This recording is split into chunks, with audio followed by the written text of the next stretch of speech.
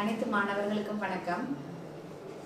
மாகாண கல்வி திணைக்களத்தின் காப்போத்த உயர்தர பரீட்சை பகுதி 2 வினாத்தாளுக்கான விடைகளை பற்றி இப்போ பார்க்க போகிறோம்.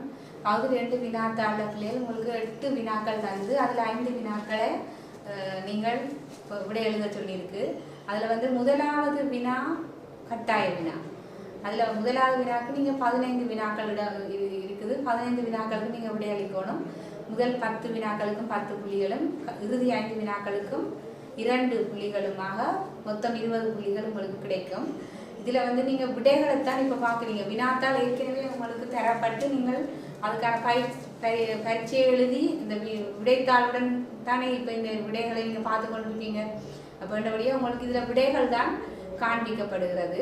வினாவை நான் கூறிவிட்டு அதற்குரிய விடைகளையும் கூறுவேன். நீங்கள் உங்களுடைய விடைத்தாளில் சரியான விடைகளை திருத்திக் கொள்ளுங்கள். அப்போ முதலாவது வினா பாகிமாம் ஸ்ரீ எனும் சௌககால உருப்படி அமைந்துள்ள ராகத்தின் ஆரோகண அவரோகணம். அப்போ பாகிமாம் ஸ்ரீ என்ற சௌககால உருப்படி நீங்கள் உங்களுக்கு செயல்முறையில் பாடத்திட்டத்தில் இருக்குது. அந்த உருப்படி அமைந்துள்ள ராகம் ஜனரஞ்சனி. ஜனரஞ்சனி ராகத்தின் ஆரோகணம் சரிகம் பதனிசா சதப்பம் மெரிசா. அப்போ அது சரி என்றால் அது முதலாவது சரி போடலாம். அடுத்த 2வது வினா ஆற்றை போல் தொடக்கத்தில் குறுகியும் பின் விரிந்தும் செல்லும் ஜாதி. அப்போ இது தாள தச பிராணங்களுக்குள்ள வருது. அதற்கு சரியான விடை ஸ்ரோதோவக ஜதி. அடுத்த 3வது வினா காபி என்பதன் பொருள் ஜாதி. காபி என்றது உங்களோட ராகலட்சணத்தில் இருக்கிற ஒரு ராகம். கா என்றால் மகிழ்ச்சி, பி என்றால் செல்லுதல் என்ற கருத்து. மகிழ்ச்சியை நோக்கி செல்லுதல் என்று பொருள்படும். காபி ராகம் என்றால் அது மிகவும் இனிமையான ராகம். கிருஷ்ணரை பற்றி இந்த ராகத்தில் நிறைய பாட்டுகள் இருக்கு. மிகவும் பிரபல்யமான என்ன தவம் செய்தனை யசோதா என்ற பாடலும் காவி ராகத்தில் அமைந்திருக்கு. இந்த ராகத்தை கேட்டாலே கிருஷ்ணர் எங்களுக்கு பக்கத்தில் இருப்பது போல் தோன்றும் என்று கூறுவார்கள். அடுத்த கேள்வி அடானா ராகத்துக்குரிய பண். அடானா ராகத்துக்குரிய பண் ஜாழ்முறி பண். ஜாழ்முறி பண் என்று அந்த பண்ணுக்கு பேர் ஏன் வந்ததுண்டா, இந்த பண்ணில் தான் திருஞான சம்பந்தர் ஜாழில் வாசிக்க முடியாமல் சங்கதிகளை கொண்ட தேவாரத்தை பாடினார். அவர் பாடிய அந்த தேவாரத்தை ஜாழில் மீட்டை இல்லாமல் இசைக்கருவியில் இசைக்க முடியாத அளவுக்கு சங்கதிகளை கொண்டதாக பாடினபடியே இந்த பண் ஜாழ்முறி பண் என்று பெயருடையது.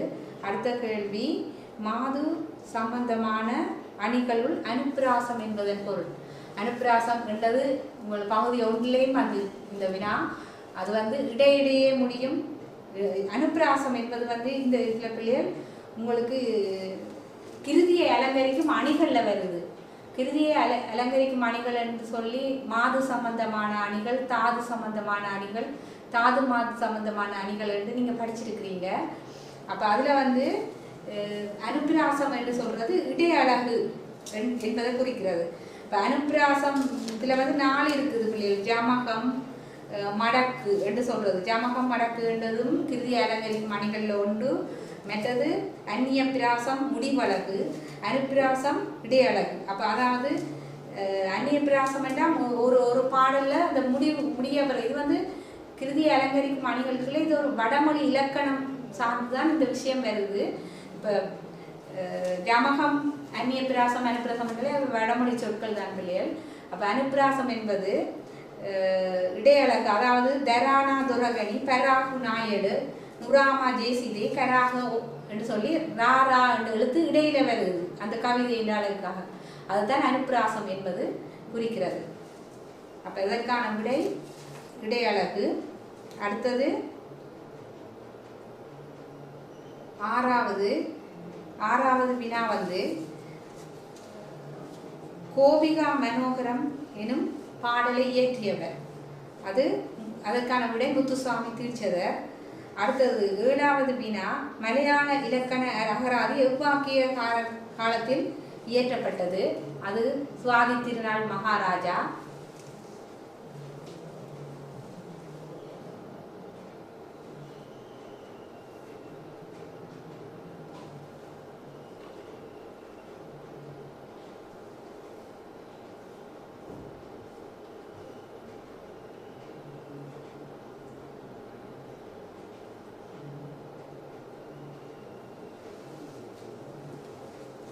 அடுத்த கேள்வியை பாருங்க பிள்ளைகள்.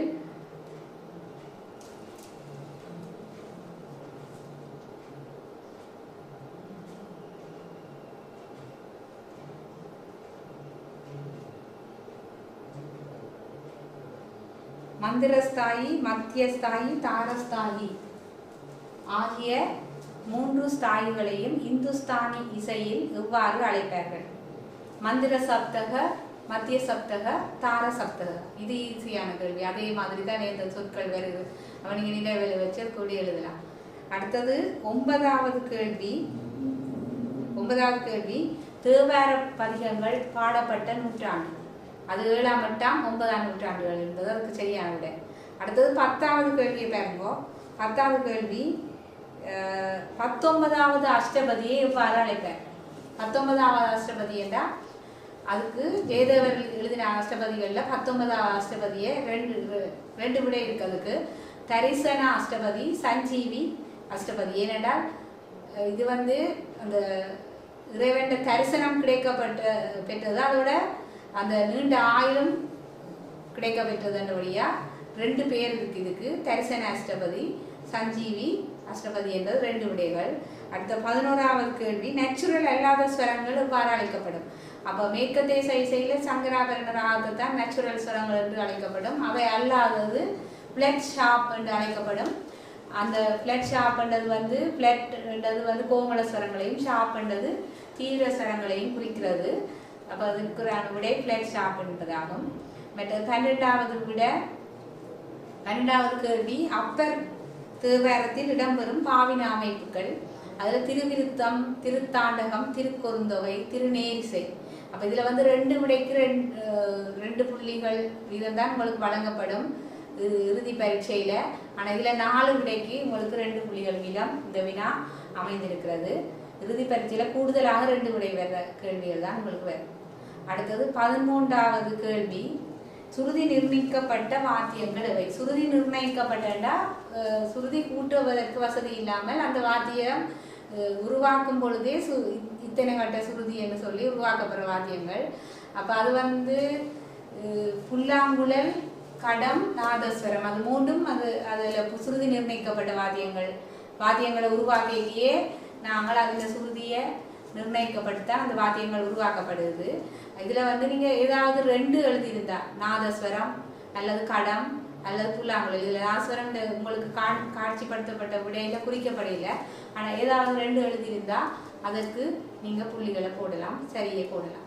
அடுத்தது 14வது கேள்வி, பண்டை காலத்தில் கெஞ்சிரா எப்பெயர்களால் அழைக்கப்பட்டது? அது ஜல்லரி, சல்லரி. அடுத்தது 15வது கேள்வி, அமீர் குஸ்ரு இயற்றிய புதிய தாளங்கள் எவை? ஜான், திரிதால், பாஸ்டோ. இந்த 3 தாளங்களில் ஏதாவது 2 எழுதியிருந்தால் 2 வினாக்களை நீங்கள் பெற்றுக்கொள்வீர்கள்.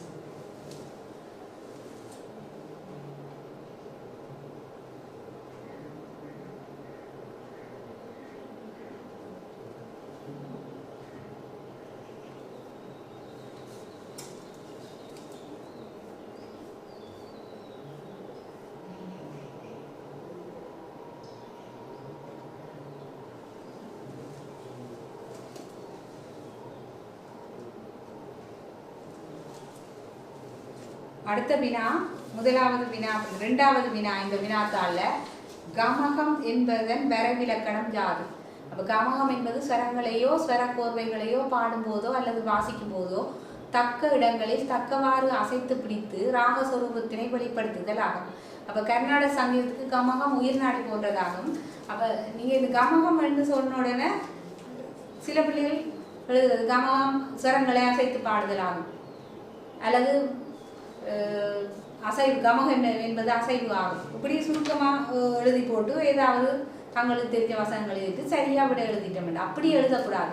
கமகம் என்பது அப்போ சரியான பகுதி 2க்கு நீங்கள் விடையளிக்கும் போது மிகவும் கட்டுரை வினாவை எழுதிக்கல நீங்கள் மிகவும் தெளிவாகவும் சுருக்கமாகவும் கேட்ட கேள்விக்கு விட எழுதினா தான் பிள்ளைகள் அதற்கான புள்ளிகளை பெற முடியும். அதாவது சுரங்களையோ சுரக்கோர்வைகளையோ என்ற சொல்லு சரியான முக்கியம். அதை மாதிரி நாங்கள் பாடும் பொழுதோ அல்லது வாசிக்கும் பொழுதோ என்ன தக்க இடங்களே. அப்போ இந்த 2 சொற்களும் சரங்களையோ சுரக்கோவைகளோ என்றது முக்கியம். வாசிக்கும் பொழுதோ பாடும் பொழுதோ தக்க இடங்களில் தக்கவாறு அசைவுகளை பிடித்து ராக சொரூபத்தினை வெளிப்படுத்தல் ஆகும் என்று ஒழுங்கான சரியான விடையை எழுதி பழகணும் எல்லா வினாக்களுக்குமே. இப்போ நீங்கள் சுருக்கமாக எழுதுறேன்னு சொல்லிட்டு அசைத்து பாடுதல் கமகமாகும் ரெண்டெல்லாம் எழுதி போட்டு வேறு ஏதாவது கீழே கீர்த்தனையில் அப்படி அசைக்கிறோம் இப்படி அசைக்கிறோம் எல்லாம் சில பிள்ளைகள் இப்படி எழுதுறது அதெல்லாம் சரியா தவறான விடை. அதுக்கெல்லாம் முழுமையான புள்ளிகள் கிடைக்காது. நீங்கள் அப்போ ரெண்டுபடியாக நீங்கள் எப்பவும் அவதானமாக இருக்கணும். நாங்கள் தெளிவான விடையே செய்கிறோமா, ரெண்டுதுல தெளிவாக விடையளிக்கிறோமா, தெளிவாக கற்று தெளிவாக விடையளிக்கிறது சுருக்கமாக விடையளிக்கிறதுல நீங்கள் கவனமாக இருக்கணும் எல்லா கேள்விகளையும். அடுத்த 2வது வினா கமகம் பற்றி கூறும் நூல்களை எழுதியோர் பெயர்களையும் நூல்களையும் தருக. அது சங்கீத மகரந்தம் நேரத சங்கீத ரத்னாகரம் சாரங்க தருக. அடுத்த தசவித கமகங்களை தருக. ஆரோகண கமகம் அவரோகண கமகம் டாலு ஸ்புரிதம் கம்பிதம் ஆகதம் பிரத்தியாகதம் திரிபுச்சம் ஆந்தோலிதம் மூச்சனை. அப்போ அந்த 10 கமகங்களையும் எழுதுவீங்க. அடுத்தது அவற்றில் நீர் விரும்பிய 5 உதாரணங்களுடன் விளக்குக. அப்போ அதில் நீங்கள் ஏதாவது 5 விளக்கி இருப்பீங்க.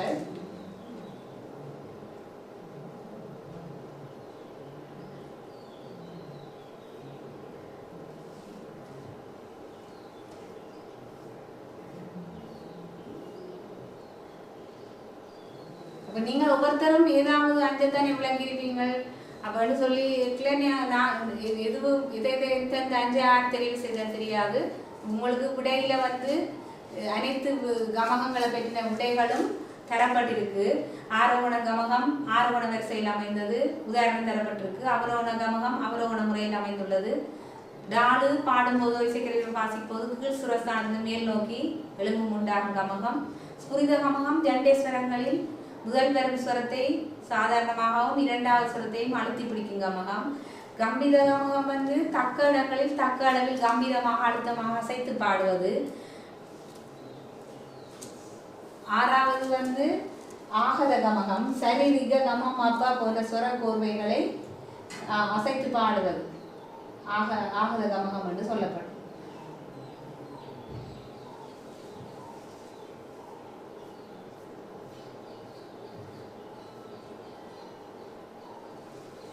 ஏழாவது பாருங்க பிள்ளைகள். 7வது பிரத்யாகதம் சாணி நீத தப்பபமம் போன்ற சுரங்களை தக்க முறையில் அமைத்து அசைத்து பாடுவது. திரிகுச்சம் ஸ்வரங்களை சசரிகமாக மாற்று 3 ஸ்வர அமைப்பு முறையில் பிடிக்கும் போது ஏற்படும் கமகம். ஆந்தோலிதம் சரிசதாத சரிசபாப என்ற முறையில் வீணை போன்ற இசைக்கருவிகளை வாசிக்கும் போது ஒரு சுரத்தில் நின்று தந்தியை இழுத்தோ மேல் நோக்கி நகர்த்தியோ அசைக்கும் போது எழும் கமகம். அடுத்த மூச்சனை கமகத்தை பாருங்க. ஸ்வரக்கோர்வையில் உள்ள ஸ்வரங்கள் மிக துரிதமாக பிடித்து ஸ்வரக்கோர்வையில் கடைசி ஸ்வரத்தின் மேல் நிற்கும் போது ஏற்படும் கமகம் மூச்சனை கமகம் என்று சொல்லப்படும். அதுக்கு உதாரணம் தந்திருக்கு. அப்போ இதில் உங்களுக்கு புள்ளி திட்டமும் தந்திருக்கு.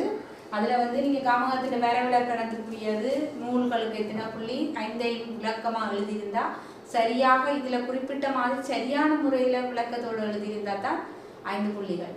நீங்கள் முதல் நான் சொன்ன மாதிரி குறிப்பிட்ட சரியான விளக்கத்தை கொடுக்காம வேறு ஏதாவது இருந்தால் அதுக்குரிய புள்ளிகளை உங்களுக்கு கிடைக்காது.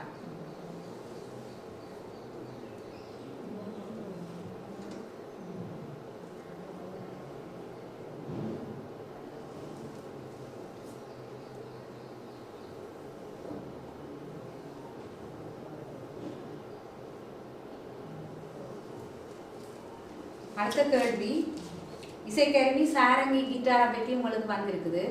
அப்போ சாரங்கியை பற்றி எழுத வேணும் கிட்டாரை பற்றியும் எழுத வேணும். 2க்கும் 10 புள்ளிகள் என்று சொல்லி 2வது வாத்திய கருவியை பற்றி நான் கேள்வி எழுதியிருந்தா.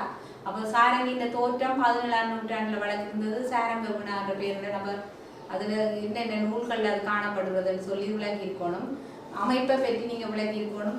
சாரங்கி வாத்தியம் என்னத்தாலானது அதன் நீளம் சுருதி கூட்டுவதற்கு இருக்கிற பகுதிகள் சாரங்கியில் காணப்படும் பாகங்கள் தந்திகளை பற்றி இங்கே குறிப்பிடப்பட்டிருக்கணும். அமைப்புக்குள்ளே இது வேற வரும். அப்போ இசைக்கருவி தொடர்பான இந்த வினாவில் நீங்கள் கவனிக்க வேண்டியது இப்போ ஒரு வாத்தியத்தை பற்றி நாங்கள் பாங்க தோற்றம் அமைப்பு அப்போ சிறப்பு உபயோகம் வாசிக்கும் முறை சுருதி கூட்டும் முறை பிரபல்யம் அடைந்தோர் இந்த வகையில் எல்லா வாத்தியத்துக்கும் நீங்கள் பிரித்து எழுதி பழக வேண்டும்.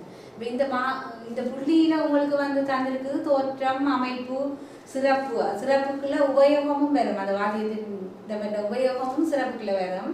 அப்ப வாசிக்கும் முறை, சுருதி கூட்டும் முறை, வாசித்து பிரபல்யம் அடைந்தோர் இந்த வகையில எல்லா வாத்தியத்துக்கும் நீங்க பிரித்து எழுதி இப்பவும் உங்களுக்கு இன்னும் நிறைய காலம் இருக்குது.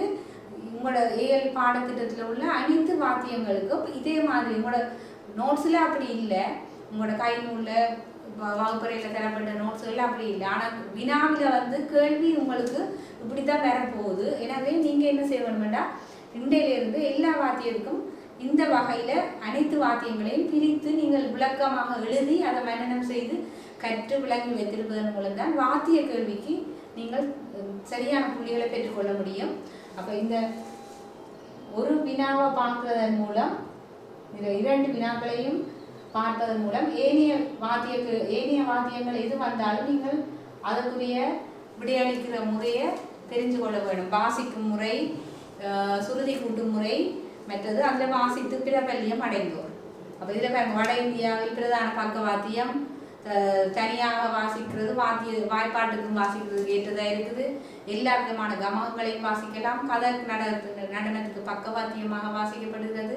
தனி கச்சேரிக்கும் பக்கவாத்தியமாக பயன்படுத்தப்படுறது. தென்னிந்திய கோயில்களில் ஓதுவார்கள் தேவாரம் பாடும்போது சாரங்கிய பக்கவாத்தியமாக. அப்போ இதில் பகுதி 1 கேள்விக்கும் நீங்கள் படித்ததாக போயிடும்.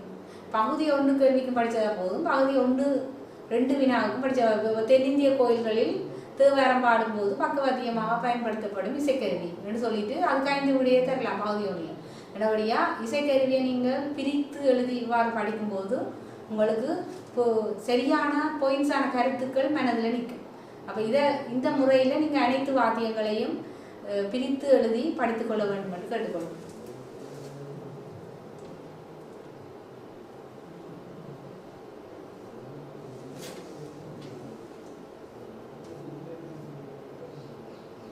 கவனிங்கோ, தோற்றம், அமைப்பு, வாசிக்கும் முறை, சுருதி கூட்டும் முறை, சிறப்பு, உபயோகம், பிரபல்யம் அடைந்தோர், இருவர் பெயர் என்ற அடிப்படையில் இந்த புள்ளிகள் கொடுக்கப்பட்டிருக்கு. ஆனால் எப்பவும் புள்ளி திட்டங்கள் என்பது ஒரே மாதிரி இருக்காது. இப்போ பரீட்சையில் வருடந்தோறும் 2019 ஒரு மாதிரி, 18 ஒரு மாதிரி, 20 ஒரு மாதிரி, 21 ஒரு மாதிரி ஒவ்வொரு பரீட்சையிலேயும் புள்ளி திட்டங்கள் மாற்றமடையும். தோற்றத்துக்கு 2 புள்ளி, அமைப்புக்கு 2 புள்ளி, வாசிக்கும் முறைக்கு 1 புள்ளி, சுருதி கூட்டும் முறைக்கு 2 புள்ளி என்றால் இதில் இருக்கிற மாதிரி தான் எந்த நாளும் புள்ளி திட்டங்கள் இருக்க மாட்டில்லை. இப்போ இதில் தோற்றத்துக்கு நாங்கள் 2 புள்ளி கொடுத்துருக்குறோம். இனி உங்களுக்கு வரப்போகிற பரீட்சையில் தோற்றத்துக்கு 1 புள்ளியாக மாற்றி, அமைப்புக்கு 3 புள்ளியாக மாற்றி அப்படி மாற்றங்கள் இடம்பெறலாம். ஆனால் நீங்கள் ஒரு வாத்தியத்தை பற்றி விளங்கப்படுத்திக்கல இந்த ஓர்டரில் நீங்கள் தோற்றம், அமைப்பு, வாசிக்கும் முறை என்ற முறையில் படித்து வைத்தால் எப்பவும் உங்களுக்கு விடையளிப்பது இலகுவாக இருக்கும். புள்ளி திட்டங்கள், புள்ளியின் அளவுகள் மாறுபடுமே தவிர எழுதுகின்ற அமைப்பு முறையில் மாற்றம் ஏற்படாது. சிறப்பு, உபயோகம், ஒரு வாத்தியத்தின் சுருதி கூட்டும் முறை, வாசிக்கும் முறை என்பது கட்டாயம் நீங்கள் விடையளிக்க வேண்டிய ஒன்று. மற்றது ஒரு வாத்தியத்தை பற்றி எழுதியிருக்க அதில் வாத்தியம் வாசித்து பிரபல்யம் அடைந்தவர் 2 பேர் பேரும் நீங்கள் கட்டாயம் குறிப்பிட வேண்டியது அவசியம். மிகுதி முழுவதையும் நீங்கள் எழுதி பிரபல்யம் அடைந்தோர் பேர் எழுதாவிட்டாலே அங்கே 1 புள்ளி 2 புள்ளியை எழுதுவீங்க. இப்போ இதில் பிரபல்யம் அடைந்தோர் 20 பேருக்கு 1 புள்ளி என்று குறிப்பிட்டு. ஆனால் சில விட பிரபல்யம் அடைந்த 20 பேருக்கு 2 புள்ளி என்று வேறு உங்களுக்கு வேறு ஃபைனல் எக்ஸாம். அப்போ இது எல்லாம் நீங்கள் இதில் உள்ளது மாதிரி தான் எப்போவுமே உங்களுக்கு புள்ளிகள் இடப்படும் என்று நினைத்து விடக்கூடாது.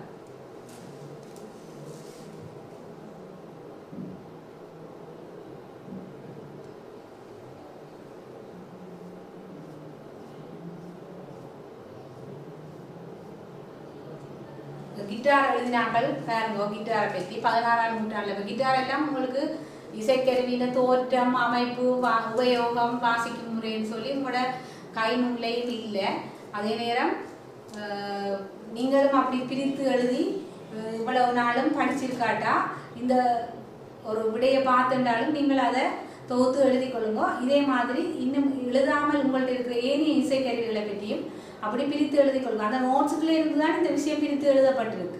புதுசாக வேறு ஒரு இடமும் இருந்து எடுத்து எழுத இல்லை. இப்போ உங்களோட புத்தகத்தில் இருக்கிற நோட்ஸுக்கு இருந்து தான் இப்படி தோற்றம், அமைப்பு பிரித்தபடியாக எல்லா வாத்தியத்தை பற்றின தோற்றம், அமைப்பு, சிறப்புகளும் அந்த நோட்ஸுக்குள்ளே இருக்குது. நீங்கள் அப்போ அதை நீங்களாகவே தேடி தொகுத்து பிரித்து எழுதிக்கி அதை பற்றி முழு விஷயமும் கூட மனதில் ஞாபகம் வந்தது. அப்போ எடுக்கணும்னு நினைக்கிற பிள்ளை இதுக்காக ஒரு வாத்திய கேள்வி கட்டாயம் பெறக்கூடிய கேள்வி ஒவ்வொரு வருஷமும் ரெண்டுபடியாக நீங்கள் இதுக்காக மினக்கட்டு ஒரு நேரத்தை ஒதுக்கி இந்த வாத்தியத்தை ஒரு தொகுப்பாக எழுதி கொள்ளுங்க.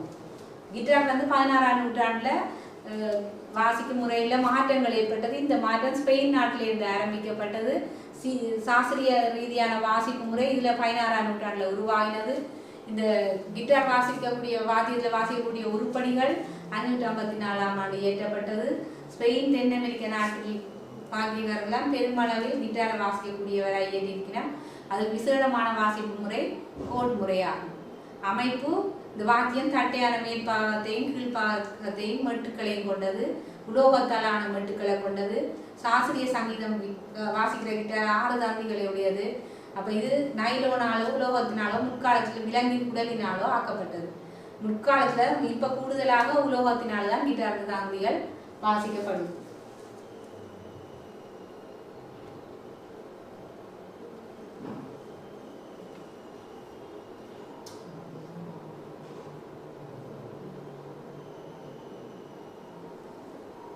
சிறப்பு உபயோகம் பாருங்க. சிறப்பு உபயோகம் மேலத்திசை செயல் இது தனி வாத்தியமாக பயன்படுது, பக்க வாத்தியமாக பயன்படுது. பாரமற்ற வாத்தியம் என்றபடியாக இங்கும் எடுத்து செல்லக்கூடிய வசதி கொண்டது. மிக மென்மையான நாதத்தை கொண்டது. கோட் வாசிப்பு இதில் நல்லதாக இருக்கும். தற்காலத்தில் 3 வகையான கிட்டார் இருக்குது. Bass guitar, rhythm guitar, lead கிட்டார்னு சொல்லி இதில் குறிப்பிடப்பட்டிருக்கிறது. வாசிக்கும் முறை கை விரல்களினால் தந்தியை நிறுத்தி வாசிப்பர். அதில் பலவிதமான ஒவ்வொரு இதிலேயும் வாசிக்கும் முறை சிலருக்கு விவரமாக இருக்கும், சிலருக்கு சுருக்கமாக இருக்கும். நாங்கள் அதுக்கு இப்போ கிட்டாருக்கு அதில் வாசிக்கும் முறை போட இல்லைன்னு நினைக்கக்கூடாது. கிட்டாரை எப்படி வாசிக்கிறேன்டா அதில் எழுதிருக்கணுமோ அதை நாங்கள் எழுதினா சரி. அதுக்குள்ள அந்த வாத்தியத்துக்கு வாசிக்கும் முறை இல்லைன்னா நாங்கள் குறிப்பிட இல்லாது.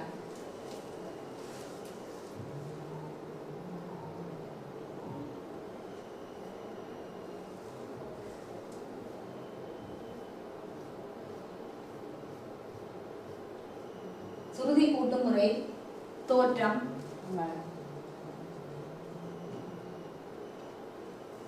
சுருதி கூட்டும் முறையை பாருங்க பிள்ளைகள். கிட்டாருக்கு 6 தந்திகள் இருக்கு. 6 தந்தியும் என்னென்ன ஸ்தாய்க்கு சுருதி கூட்டப்பட்டிருக்கண்டு காட்டப்பட்டிருக்கு. இதை நீங்க கிட்டார் வந்து எங்களோட புழக்கத்தில் இல்லாத எங்களோட இசைக்கருவியில் மேலத்திய இசைக்கருவி என்ற அடிப்படையில் அதை எல்லாரும் கையாண்டு இருக்க மாட்டோம். என்றபடியே நாங்கள் அதை கொஞ்சம் மனனம் செய்திருந்தாலும் அந்த சுருதி கூட்டும் முறையை நாங்கள் சரியாக எழுத வேண்டும். அதில் புள்ளி திட்டம் பாருங்க. தோற்றம் 2 புள்ளிகள், அமைப்பு 2 புள்ளிகள், வாசிக்கும் முறை 1 புள்ளி, சுருதி கூட்டும் முறை 2 புள்ளி, சிறப்பு உபயோகம் 4 கருத்துக்கள் எழுதினா 2 புள்ளி. அப்போ 2 வசனம் தான் நீங்கள் எழுதியிருந்தா அப்போ அதுக்கேற்ற மாதிரி தான் உங்களோட புள்ளி பெற போகுது.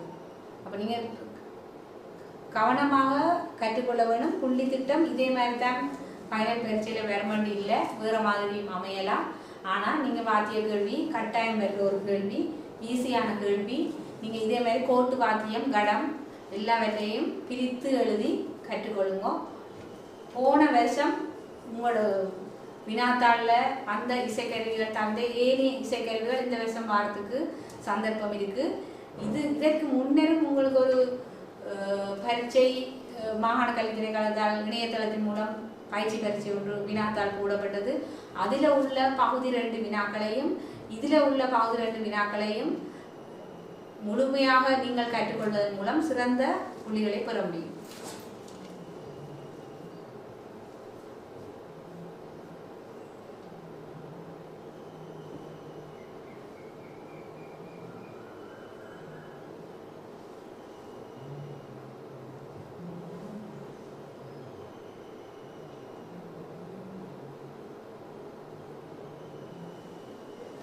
அடுத்தது ராகலட்சணம்.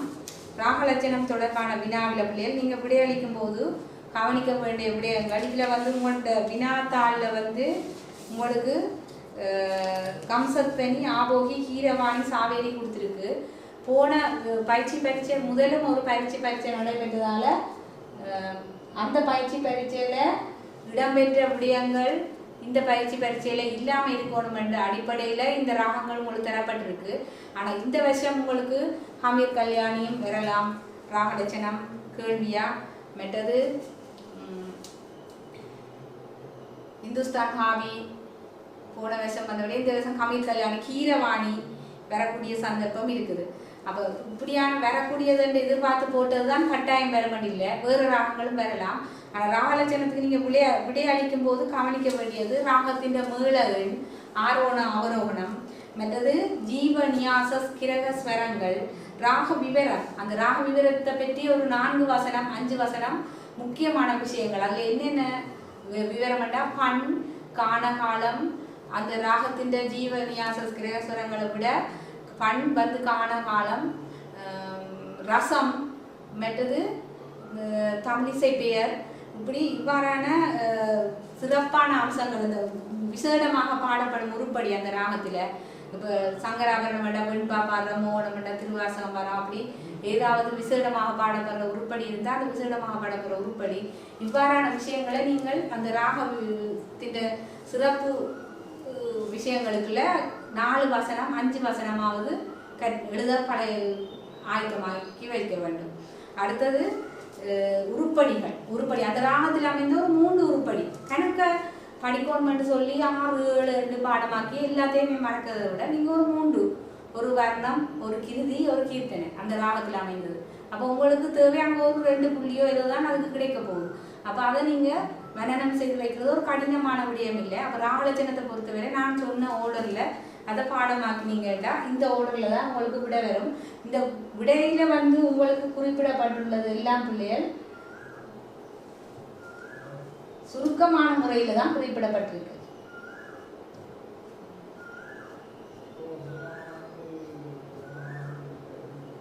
ஆபோகி எல்லாமே சுருக்கமான முறையில தான் குறிப்பிடப்பட்டிருக்கு. இதே மாதிரி சுருக்கமாக தான் நீங்கள் எழுதணும்னு நான் சொல்ல இல்லை.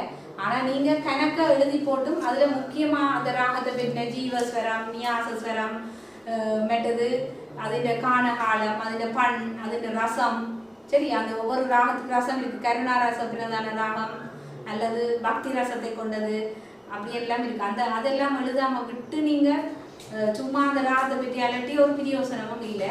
ரெண்டபடியாக அந்த முக்கியமான விஷயங்கள் எழுதுவதன் மூலம் தான் நீங்கள் புள்ளிகளை பெற்றுக்கொள்ள முடியும். அப்போ அதுக்கேற்ற மாதிரி ஒரு சுருக்கமான முறையில் முக்கியமான விடயங்களை தான் உங்களுக்கு இந்த ஸ்கீமில் கொடுக்கப்பட்டிருக்கு. ரெண்டபடியாக நீங்கள் அதை கவனித்து இந்த ராகலட்சணத்தை படிச்சிங்கன்னா சரி.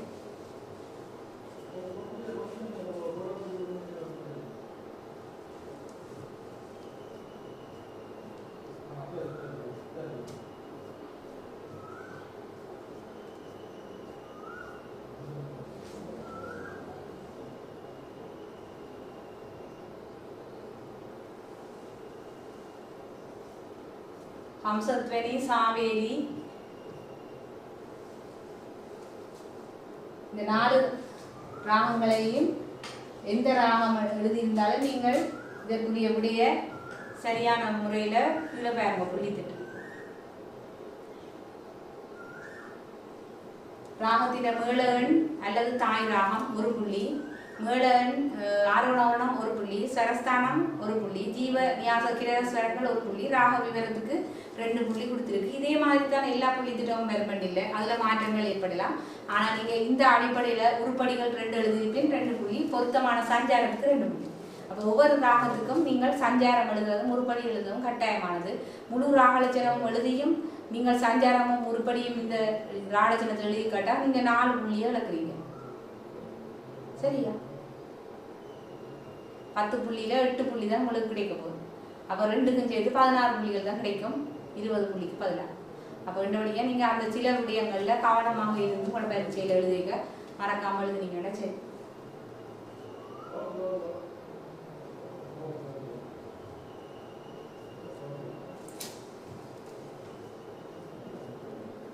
அடுத்த கேள்வி உருப்படி லட்சணம் தொடர்பானது.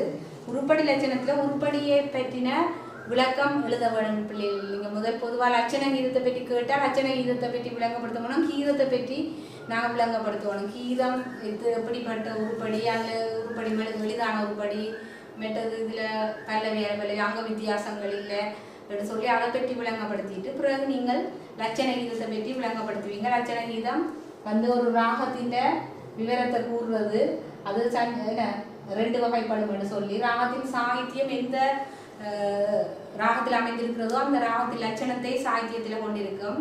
அதாவது தாய் ராகத்தின் ஆரோணம், சுரஸ்தானம், வர்ஜஸ்வரம், வக்ரஸ்வரம், ராக வகை போன்ற விவரங்களை கொண்டிருக்கிற ஒரு கீதத்தை தான் நாங்கள் லட்சண கீதம் என்று சொல்லுவோம்.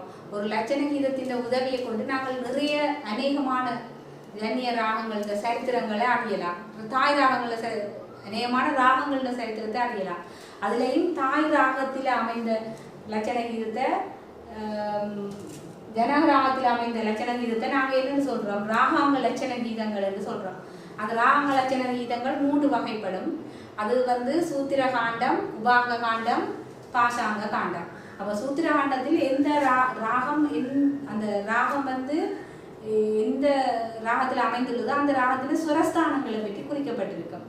அடுத்தது உபாங்க காண்டத்தில் உபாங்க ராகங்களோட பெயர்கள், அந்த ராகத்திலிருந்து தோன்றின உபாங்க ராகங்கள், அந்த உபாங்க ராகங்கள் தொடர்பான விவரங்கள் எல்லாம் உபாங்க காண்டத்திலே இருக்கும். அடுத்தது பாஷாங்க காண்டத்திலே அந்த ராகத்திலிருந்து பிறந்த பாஷாங்க ராகங்களோட பெயர்களும் பாஷாங்க ராகங்கள் தொடர்பான விவரங்களும் இருக்கும். இந்த இதுல உங்களோட இது மிகவும் சுருக்கமாகத்தான் இந்த விடைகள் எழுதப்பட்டிருக்கு. நீங்கள் விடை எழுதும் பொழுது கொஞ்சம் விவரமாக விரித்து எழுத வேண்டியது அவசியம் என்றதை முக்கியமான குறிப்பாக கவனத்தில் கொள்ள வேணும். அதுக்காகத்தான் இந்த விளக்கத்தை நாங்கள் கொடுத்துருக்கிறோம். இதில் இவ்வளவு தானே சுருக்கமாக எழுதியிருக்குன்னு சொல்லி நீங்கள் சுருக்கமாக எழுதக்கூடாது. உங்களுக்கு விடையளிக்கிற விதத்தை தான் இதில் காட்டியிருக்கிறத இதே மாதிரி சுருக்கமாக எழுதுவது என்று வழிகாட்டப்படவில்லை.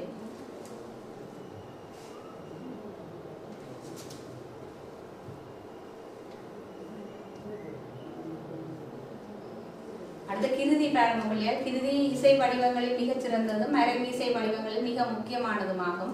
தற்காலத்தில் அரங்கு இசை நிகழ்ச்சிகள் கிருதிகளை பாடுவதற்கு அல்லது இசைப்பதற்கு தான் அதிக நேரம் தேவைப்படுகிறது. ஏனெனில் கிருதிகளை பாடும்போது அவற்றை பாடுவோருக்கும் கேட்போருக்கும் அரியதோர் இசை இன்பம் ஏற்படுகிறது. பல இசைவாணர்களும் கிருதிகள் வழியாக பல அரும்பெரும் கருத்துக்களையும் தங்கள் உள்ளத்தில் விழுந்த உணர்ச்சிகளையும் வெளிப்படுத்தி உள்ளனர். அப்போ கிருதியை பற்றி நீங்கள் ஏற்கனவே படித்த நோட்ஸை சுருக்கமான முறையிலேயும் தெளிவான முறையிலேயும் எழுத வேண்டும்.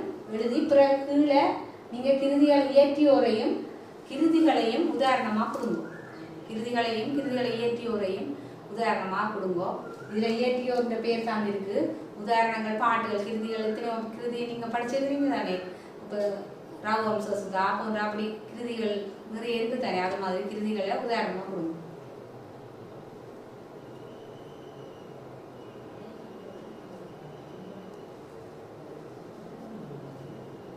அடுத்த தரு உருப்படி லட்சணத்தில் உங்களுக்கு கிருதி, தரு, லட்சண கீதம் இதில் சார்ந்திருக்கு. இதில் ஏதாவது 2 பற்றி எழுத சொல்லி, அப்போ தரு எழுதினாக்கள் தருவை பற்றி விளங்கப்படுத்தி ஒரு உருப்படியே அல்லது கதையை பாட்டு இந்த ஒரு நிகழ்ச்சியோ பழங்கதையோ அழகாக விவரிக்கும் பாட்டுக்கு தரு என்ற பேர். இது நாடகங்கள் இடம்பெற்றிருக்கு மட்டும் முதல்ல பார்த்தனாங்க என்ன.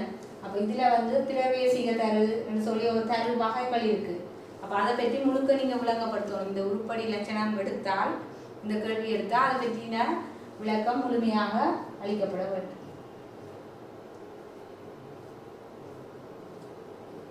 அப்போ ஒரு உருப்படியை பற்றின விளக்கத்துக்கு 8 புள்ளிகள், இயற்றியவருக்கு 2 புள்ளிகள். சரியா? அப்போ உருப்படி லட்சணம் என்ற வினாவில் பிள்ளைகள் நீங்கள் அந்த உருப்படியை பற்றி விளக்கமாக எழுத வேணும். பிறகு அதில் இயற்றியவர் பேரும் உருப்படிகள உதாரணமும் கொடுக்கும்.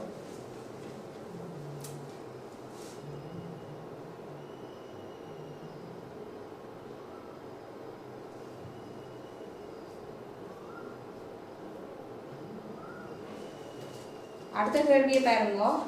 பின்வரும் வாக்கியக்காரர்களை இனங்கண்டு எழுதுக.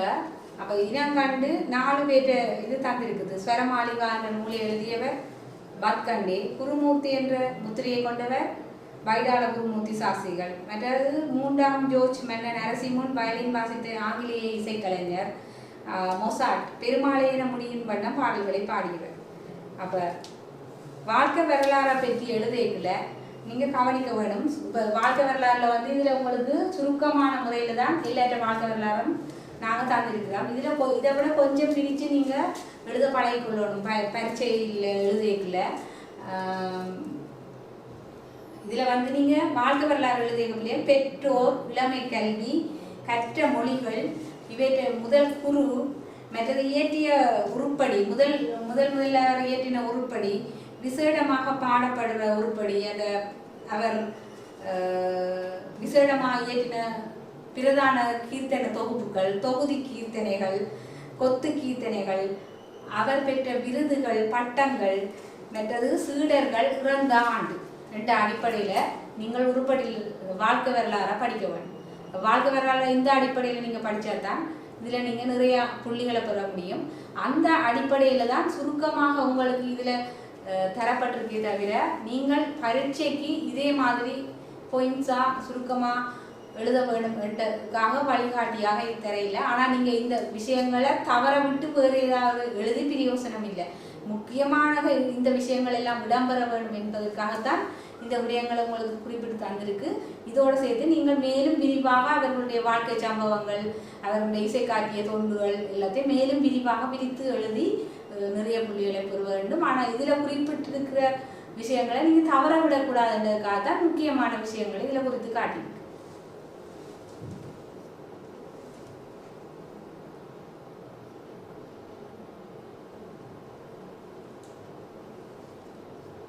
வாழ்க்கை வரலாறை பொறுத்த வரைக்கும் என்னென்ன விஷயங்களை அவதானிக்கணும் என்று சொல்லி உங்களுக்கு தந்திருக்கிறேன். இதுல நீங்கள் தெரிவு செய்தார பற்றி எழுதியிருந்தாலும் இல்ல வாங்கியகாரர் என்றன கர்நாடக இசை வாக்கியக்காரர், இந்துஸ்தானி இசை கலைஞர் 3 பேர் இதுவும் தந்திருக்கு. இதுல அந்த 3 பேருக்குமே நீங்கள் அதை இந்த அடிப்படையில் தான் படிக்க வேண்டும். அருணகிரிநாதரை பார்த்தீங்கன்னா இதில் அருணகிரிநாதரை பற்றி மிகவும் சுருக்கமாகத்தான் இதில் எழுதப்பட்டிருக்கு. இதை வைத்துக்கொண்டு இதே மாதிரி நீங்கள் பரீட்சையில் எழுதினா இதுக்கு எந்த புள்ளிகளும் கிடைக்காது. மற்ற வாக்கியக்காரரை விட இந்த இதில் அருணகிரிநாதரை பற்றி நான் மிகவும் சுருக்கமாகத்தான் எழுதப்பட்டிருக்கு. பாருங்க, வட ஆற்காடு மாவட்டத்தில் திருவண்ணாமலையில் 19ஆம் நூற்றாண்டில் வாழ்ந்தவர், தாய் முத்தம்மை, தந்தை திருவெண்காடர், காவிரி பூம்பட்டம்.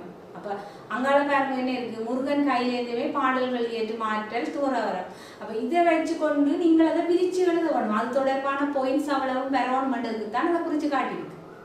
அப்போ இவர் ஆரம்பத்தில் ஆடம்பர வாழ்க்கையை வாழ்ந்தவர்.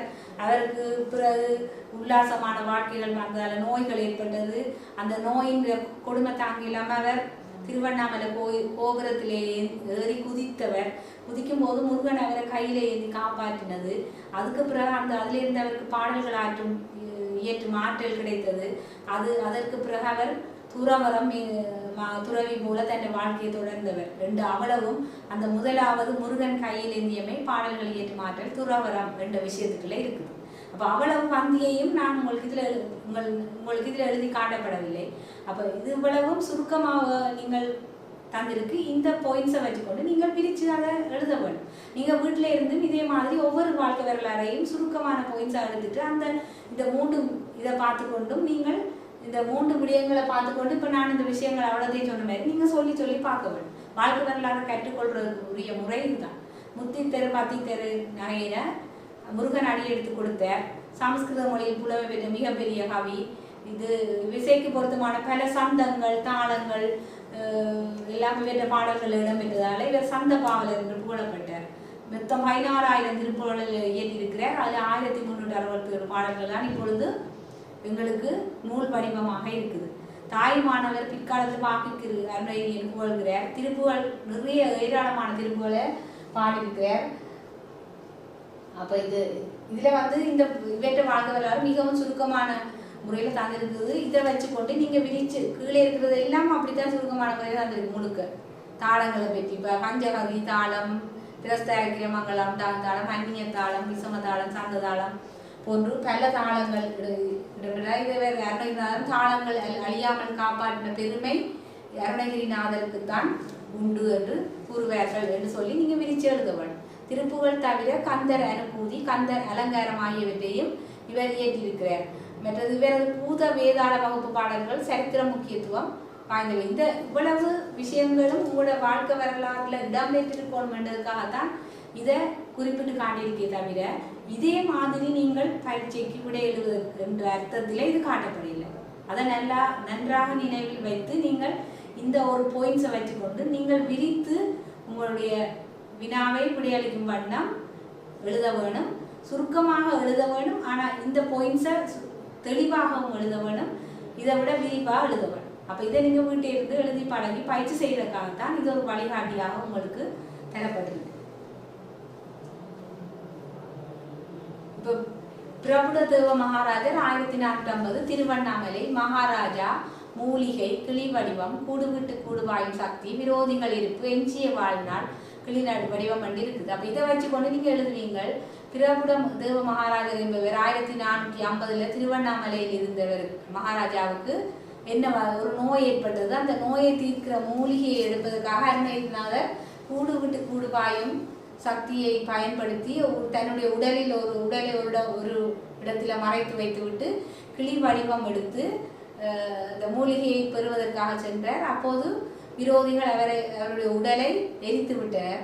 எனவே மூலிகையை பெற்று வந்த பின்னரும் அருணகிரிநாதர் தன்னுடைய எஞ்சிய வாழ்நாளை கிளி வடிவத்திலேயே கழித்தார். அப்போ இவ்வளவு விஷயமும் இந்த 2 லைன்ல போட்டிருக்கு. அப்போ நீங்கள் என்ன செய்ய வேண்டும்? நீங்கள் இந்த 2 லைனையும் இப்படியே எழுதினா உங்களுக்கு பரீட்சையில் புள்ளிகள் கிடைக்காது. இப்படி 2 லைனில் எழுதி இதை வச்சு கொண்டு நீங்கள் முழுமையாக விரித்து அந்த பந்தியை சொல்லக்கூடிய ஆற்றில் வீட்டை இருந்து பயிற்சி செய்து பழகோன் பண்ணுறதுக்காக தான் இப்படி போட்டு காட்டியிருக்கு. சரியா? மணலி இவரால் முத்து கிருஷ்ண பாகவதரால் கனகாபிஷேகம் செய்யப்பட்டவர். இசைஞானியர் தாளச்செல்வர் சந்தபாமலர் பெருமான் முத்தமிழரசு வாக்கு கருணையின் நவரச நாயரெல்லாம் அவருக்கு கிடைத்த பட்டங்கள். அப்போ இதில் வாழ்க்கை வரலாறு நான் ஏற்கனவே உங்களுக்கு சொன்னேன்னா பெற்றோர் இளமை கல்வி கற்ற மொழிகள் குரு இயற்றிய உருப்படி அவர் இயற்றிய கொத்து கீர்த்தனைகள் விசேடமான உருப்படிகள் மற்றது அவர் பெற்ற பட்டங்கள் விருதுகள் சீடர்கள் இவ்வளவும் ஒரு வாழ்க்கை வரலாறுல நீங்கள் முக்கியமாக கொடுக்க வேண்டியது. பட்டங்கள் விருதுகள் சீடர்கள் இறந்த ஆண்டு. அப்போ இந்த இவ்வளவும் வாழ்க்கை வரலாறுல கவனித்து நீங்கள் படித்து நல்ல புள்ளிகளை பெற்றுக்கொள்ளலாம்.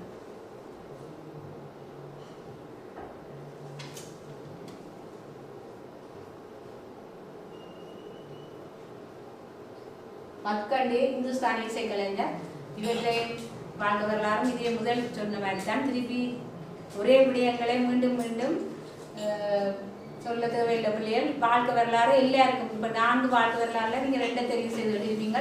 முதல் ஒரு வாழ்க்கை வரலாறு வாக்கிய காலத்தில் என்னென்ன விடயங்கள் சொல்றேனோ அதுதான் பத்கண்டைக்கும் வரப்போகுது. அப்போ நீங்கள் அவருடைய பெற்றோர் பிறந்த ஆண்டு மற்றது இளமை கல்வி அவர் கற்ற மொழிகள் அவர் எந்த வாத்தியத்தில் தேர்ச்சி பெற்றிருந்தார் என்னென்ன நூல்களை வெளியிட்டவர் சரியா அவர் என்னென்ன இடங்களில் கச்சேரி செய்தவர் எந்தெந்த புத்தகங்கள் எழுதினவர் என்னென்ன இசை நாடகங்கள் எழுதினவர் என்று சொல்லி அதுகளை கருத்தில் கொண்டு நீங்கள் படிக்கக்கூடியதா இந்த இதில் சார்ந்திருக்குது. இதையே நீங்கள் பின்பற்றி எழுதினீங்கன்னா சரி.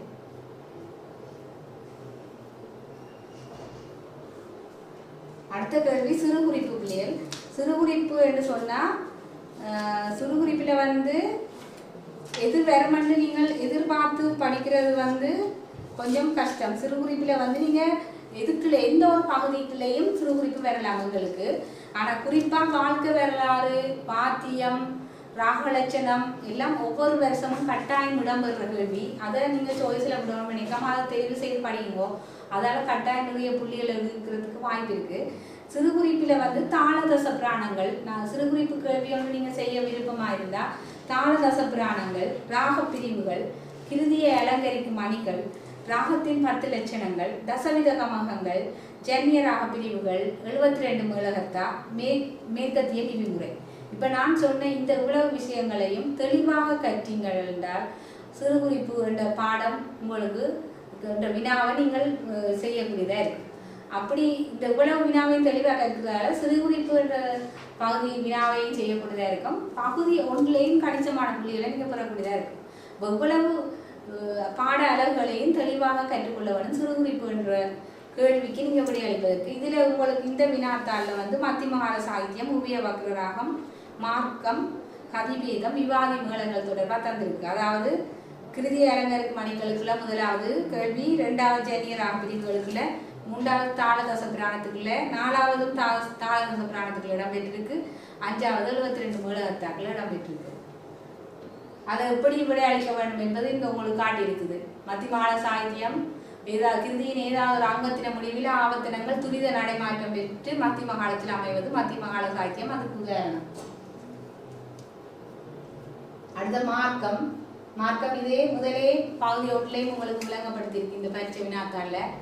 வார்த்திக மார்க்கம், தட்சிண மார்க்கம், அந்த 6 ஷண் மார்க்கங்களை பற்றி தான் இதுல செகண்ட் பார்ட்லயும் வந்திருக்கு. ஆனா பெரும்பாலும் இது பயிற்சி பரீட்சையினுடைய 2லையும் மார்க்கம் செகண்ட் பார்ட்லயும் இப்படி வந்தது. பெரும்பாலும் இறுதி பரீட்சையில அவை மிகவும் கவனமாக இந்த பரீட்சை வினாத்தாள தயாரிக்க பகுதி 2ல இருக்கிற வினாக்களுக்குள்ள பெரும்பாலும் பகுதி 1க்குள்ள கேள்விகள் இடம்பெறுவது குறைவு.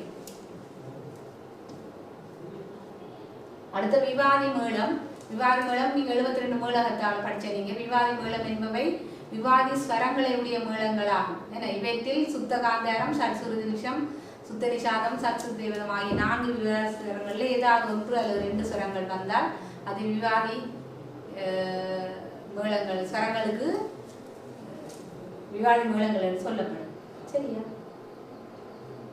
ஒரு ராகத்துல 2 விவாதி ஸ்வரம் பெறாது. நீங்க ஒரு விஷயத்தை எடுத்தாலே பூரணமா விளக்க வேணும். விவாதி மேளங்களை பற்றி அவ்வளவு கொடுத்து பிற விவாதி தோஷத்துக்கு உட்பட்ட மேளங்களின் இலக்கங்கள், பிற அதுல விவாதி தோஷம் உள்ள மேளங்கள் எண்ணிக்கை, விவாதி தோஷம் என்ற மேளங்கள் எண்ணிக்கை அவ்வளவும் கொடுத்துருக்கு. அப்போ ஒரு சிறு குறிப்பிட்ட ஒரு விஷயத்தை எடுத்தா நீங்க அதை பற்றி தெளிவான விளக்கத்தை கொடுக்கணும். சும்மா 4 வரி எழுதி போட்டு நான் சிறு குறிப்பு கேள்வி எடுத்தேன் அது வடிவா எழுதிட்டேன்னு சொல்லக்கூடாது.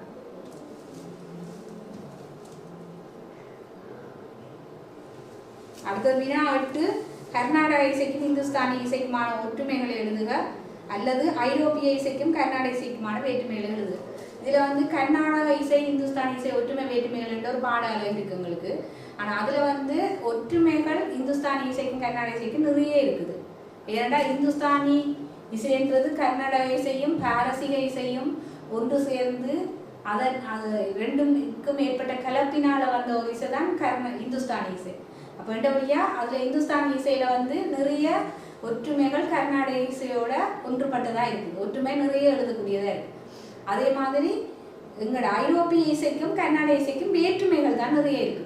அப்ப அது இது 2யும் கூடுதலாக இருக்கக்கூடிய இந்த 2 கேள்வி இங்க வந்திருக்கு. ஆனா உங்களுக்கு இப்போ இறுதி பரீட்சையில கர்நாடக இசை இந்துஸ்தானி இசை ஒற்றுமை வேற்றுமைகளை ஆராய்க அல்லது கர்நாடக இசைக்கும் மேற்கத்திய இசைக்கும் ஒற்றுமை வேற்றுமைகளை ஆராய்க என்றும் கேள்வி இடம்பெறலாம். இப்போ இந்த அதை நீங்க அதுக்கேற்ற மாதிரியும் இப்படி அடிக்க பழைய வைக்கணும். இதுல வந்து உங்களுக்கு எப்படி அதை தொகுத்து எடுக்கிறன்றதை செய்து காட்டியிருக்கு.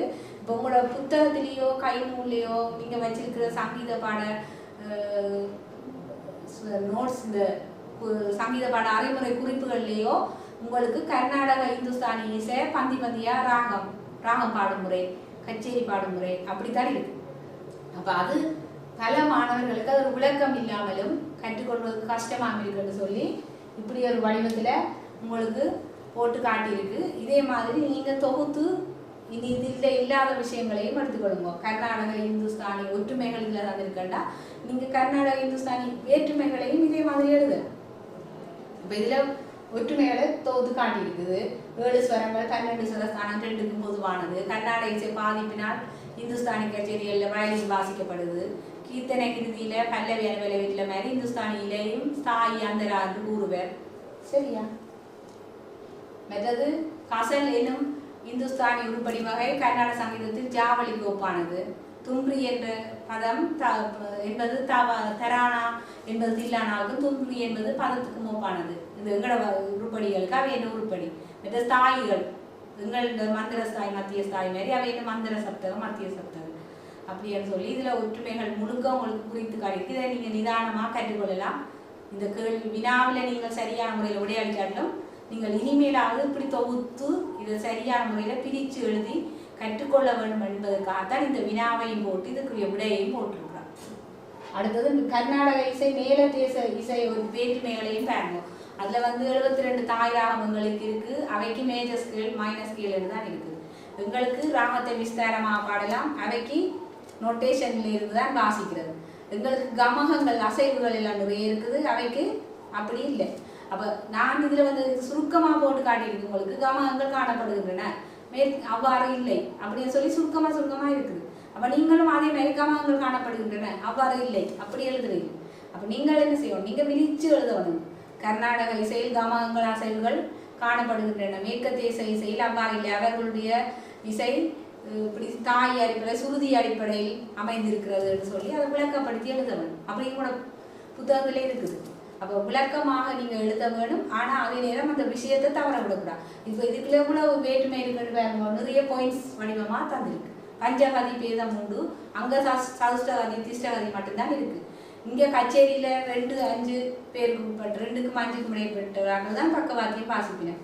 அங்கே அதிகமான வாத்தியக்காரர்கள் என்ன குரூப்பாக இருப்பினம் நிரம்ப பேர். அப்போ இது மாதிரி நீங்கள் ஒற்றுமை வேற்றுமை எல்லாத்தையும் நீங்கள் இதில் ஒரு உதாரணத்துக்கு ஒற்றுமை வேற்றுமை நாங்கள் எழுதி காட்டியிருக்கோம். இதே மாதிரி நீங்கள் இதில் வேற்றுமை ஐரோப்பிய இசை கர்நாடக இசை மொழிக்காட்ட மாதிரி ஒற்றுமையை நீங்கள் தொகுத்து எழுதலாம், எழுதி படிக்கலாம். படித்தா இந்த ஒரு கட்டாய கல்வி. இப்போ கடைசியாக வர்ற வினா உங்களுக்கு வரப்போகுது. கர்நாடக இந்துஸ்தானி மேலத்தேசம் ஒற்றுமை வேற்றுமைகள் அல்லாட்டா 20ஆம் 21ஆம் நூற்றாண்டுகளில் இந்திய இசை வளர்ச்சி, இலங்கையின் இசை வளர்ச்சி, அல்லது ரசித்தல் விமர்சன கட்டுரை, அல்லாட்டா வளர்ச்சி ராகம் அடதாள வர்ணம் அல்லது ஆதித்தாள வர்ணம் நவராமலிய வர்ணம், இந்த வர்ணங்களில் ஏதாவது எழுதுவது. அப்போ அது நீங்கள் செயல்முறையை நன்றாக கற்று அதன் மூலம் செயல்முறையில் நல்ல பயிற்சி இருந்து சரதாள குறிப்போட அங்கு அடையாளங்களோட எழுதுறதுக்கு பயிற்சி இருந்தால் தான் அந்த கேள்வியை எடுக்க வேணும். இல்லாட்டா சும்மா வர்ணம் தானே எழுதி விடுவோம் என்று சொல்லி எடுக்கக்கூடாது. எடுத்தால் நிறைய புள்ளிகளை நீங்கள் இழப்பீங்கள். அங்கு அடையாளம் ஒரு சின்ன கம்மா போடாட்டிலும் ஒரு அது எல்லாம் சரியான முறையில் பார்த்து தான் அதுக்கு புள்ளிகள் வழங்கப்படுவாங்க. ப்ராக்டிக்கல் எழுதுறதுன்றது இசை குறியீடுகள் அவ்வளவும் பயன்படுத்தி நீங்கள் புத்தகத்தில் இருக்கிற மாதிரியே எழுத தெரியுமென்றதான் அந்த வினாவை தெரிவு செய்யணும்.